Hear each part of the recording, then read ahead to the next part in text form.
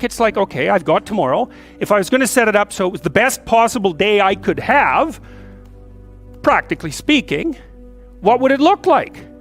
Well, then you schedule that, and obviously there's a bit of responsibility that's going to go along with that, because if you have any sense, one of the things that you're going to insist upon is that at the end of the day, you're not in worse shape than you were than at the beginning of the day, right? Because that's a stupid day.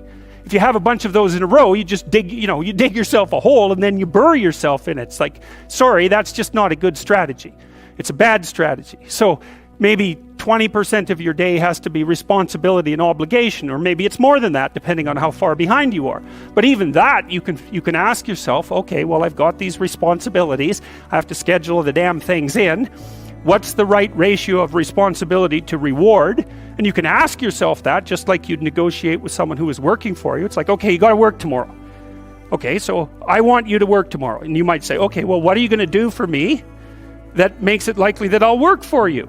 Well, you could ask yourself that, So maybe you do an hour of responsibility and then you play a video game for 15 minutes. I don't know, whatever turns your crank, man. But, you have to negotiate with yourself and not tyrannize yourself. Like you're negotiating with someone that you care for, that you would like to be productive and have a good life. And that's how you make the schedule. It's like, and then you look at the day and you think, well, if I had that day, that'd be good. Great.